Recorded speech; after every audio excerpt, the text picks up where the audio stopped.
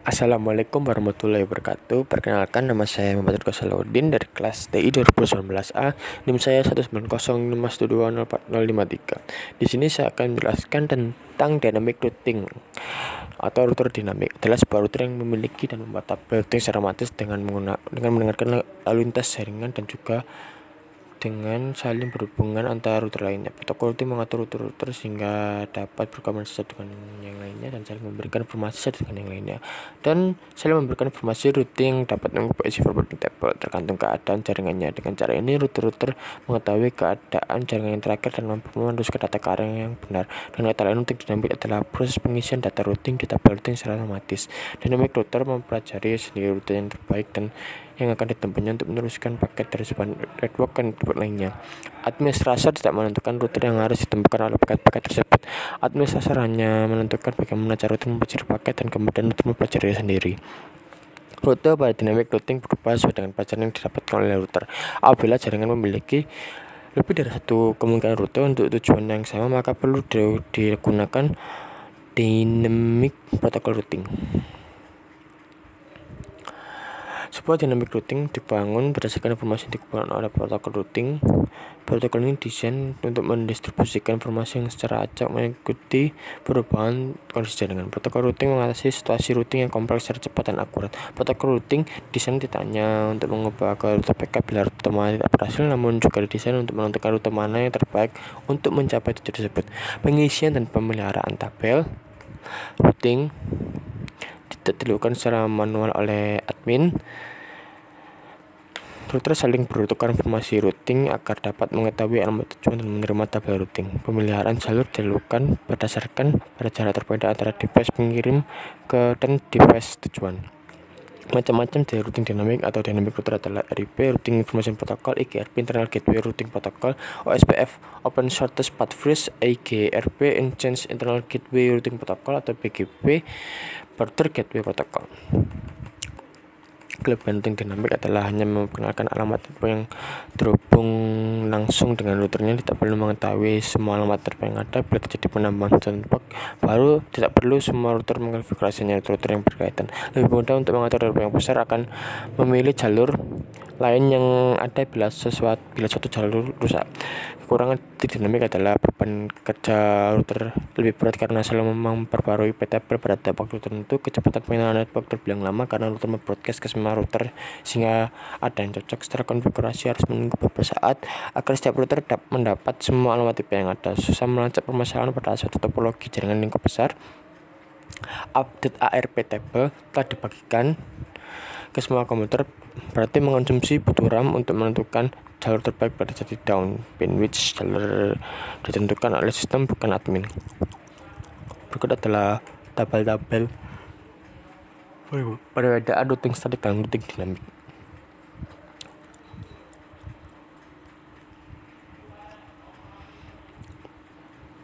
Dan pengertian dari RIP atau Routing Information Protocol adalah sebuah protokol routing dinamik yang digunakan dalam jaringan LAN atau Local Area Network dan WAN Wide Area Network. Oleh karena itu, protokol ini diklasifikasikan sebagai Internet Gateway Protocol atau IGP. Protokol ini menggunakan algoritma Distance Vector Routing. Pertama kali didefinisikan dalam RFC 1058 atau pada tahun 1988. Protokol ini masih telah dikembangkan beberapa kali sehingga terciptalah RIP versi 2 atau RFC 2453. Kedua versi ini masih digunakan sampai sekarang. Meskipun begitu, secara teknis mereka telah dianggap usang oleh teknik-teknik yang lebih maju seperti Open Shortest Path dan protokol OSI. RIP juga telah diadaptasi untuk digunakan dalam jaringan IPv6 yang dikenal sebagai standar RIP atau RIP Next Generation yang diterbitkan dalam RFC 2080 pada tahun 1997. Dan cara kerja RIP adalah host mendengar pada alamat broadcast jika ada update routing dari gateway. Host akan memeriksa terlebih dahulu routing table lokal jika menerima update routing. Jika rute belum ada, informasi segera dimasukkan ke routing table. Jika rute sudah ada, metrik yang terkecil akan diambil sebagai acuan. Rute melalui suatu gateway akan dihapus jika tidak ada update dari gateway tersebut dalam waktu tertentu. Khusus untuk gateway, RIP akan mengirimkan update routing pada alamat broadcast di setiap network yang terhubung. Karakteristik dari RIP adalah Distance Vector Routing Protocol atau hop count sebagai metrik untuk memilih router. Maksimum hop count adalah 19 dan hop ke 16 dianggap unreachable. Secara default routing update 30 detik sekali. RIP-v1 adalah kelas full routing protokol, tidak mengirimkan subnet mask pada update. RIP-v2 adalah kelas routing protokol, mengirimkan subnet mask pada update cara kerja routing statik. Dan ini adalah skenario percobaan. Sekarang saya akan mempraktekkan percobaan ini ke dalam software Cisco Packet Tracer. Di sini saya sudah berada di Cisco Packet Tracer dan saya di sini sudah mengatur semua alamat IP dari setiap PC dan router maupun server. Dan sekarang mari kita lihat untuk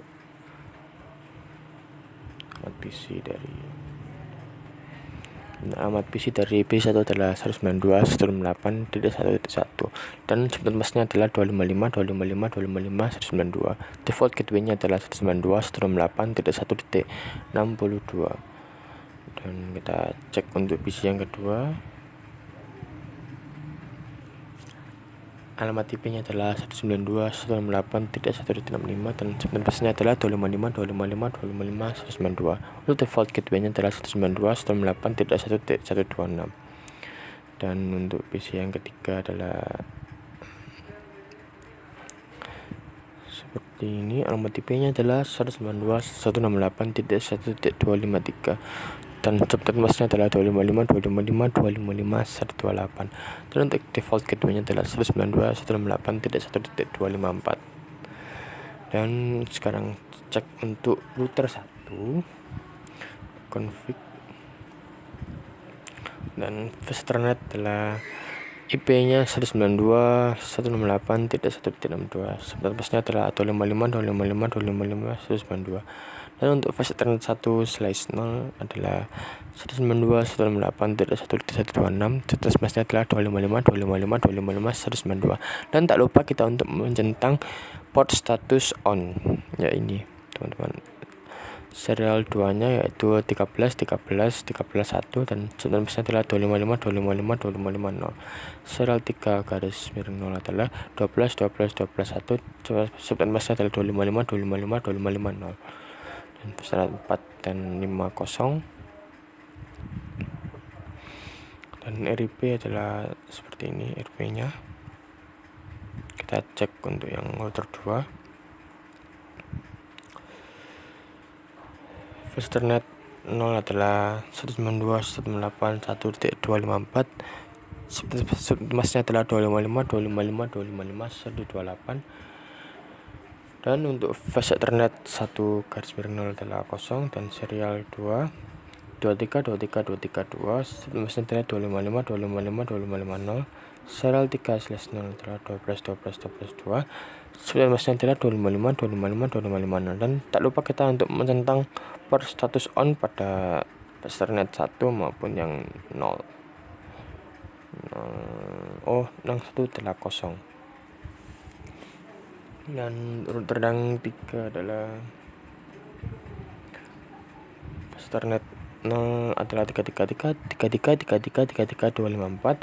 subnet masknya adalah 255.255.255.0. port status on. Dan pesanan 1 adalah 43.254. subnet masknya adalah 255.255.255.0 dan port statusnya adalah on. Serial 2 13 3 255.255.255.0. serial 3/0 adalah 23. 255.255.255.0. Ethernet 4 maupun 5 yaitu 0 sama.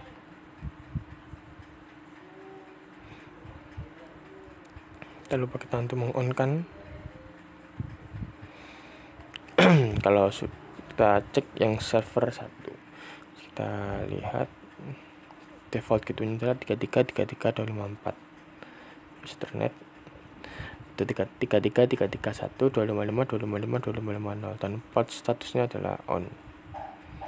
Lalu kita cek untuk server 2 yaitu default gateway adalah 43.254. Ethernet 0 yaitu 43.1 255.255.255.0. Ya, settingannya seperti ini dan port statusnya adalah on. Lalu kita cek, kita centang di yang ICMP saja, dan kita cek kirimkan paket sampel video dari PC1 ke PC2.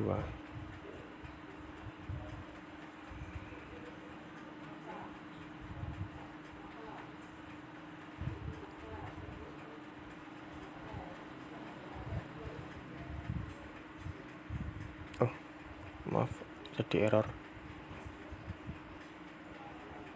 Kita cek.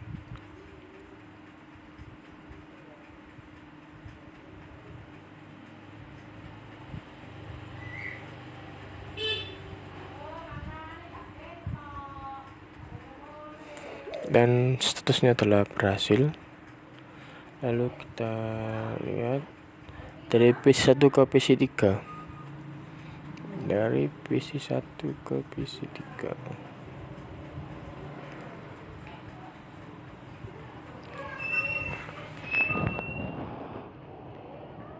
Oh maaf, ini sering terjadi error. Kita cek PC1 ke PC3.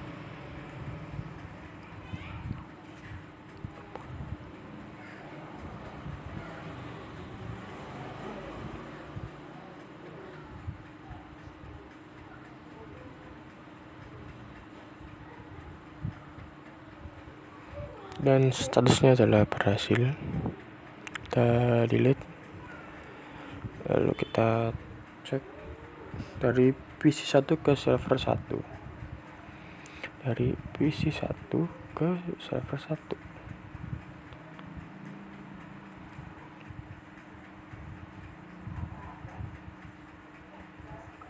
Sering terjadi error kayak gini. Kita coba dari PC1 ke server 1.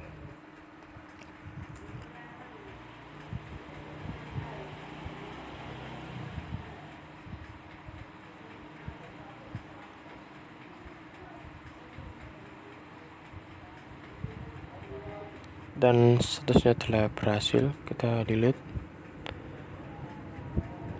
lalu PC1 ke server 2.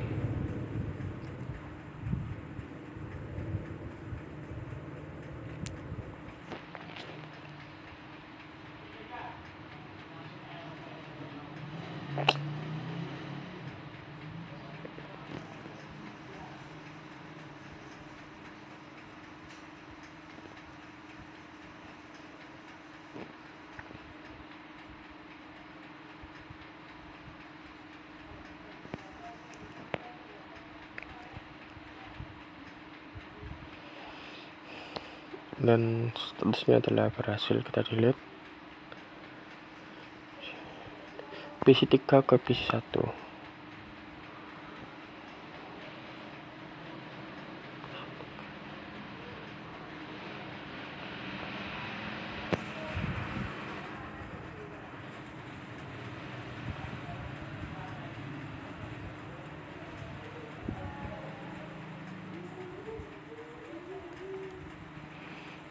Dan statusnya telah berhasil. Kita delete, kita cek PC3 ke PC2.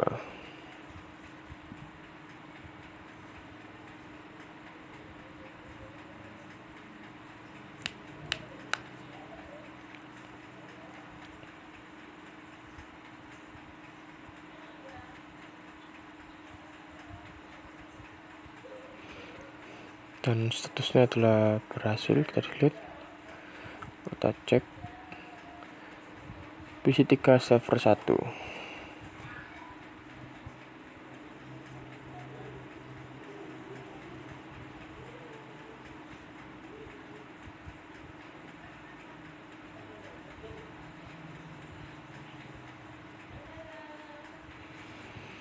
Dan statusnya adalah berhasil.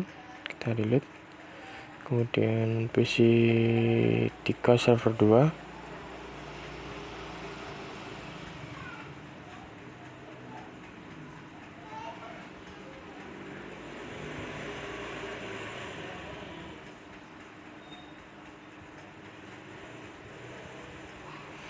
Dan statusnya telah berhasil. Kita delete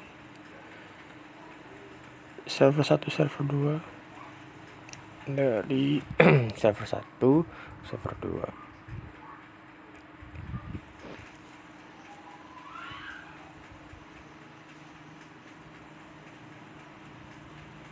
Dan statusnya adalah berhasil.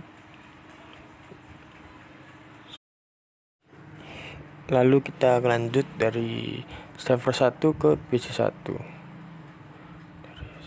Dari server 1 PC 1.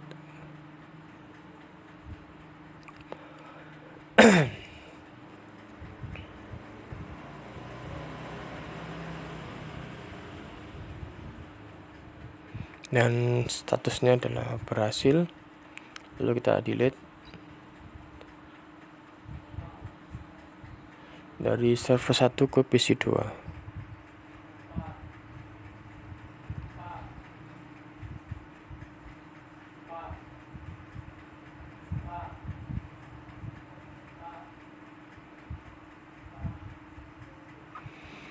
Dan statusnya adalah berhasil. Kita delete.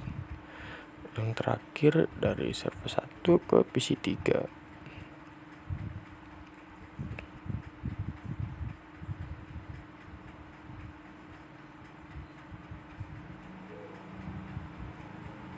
Dan statusnya adalah berhasil.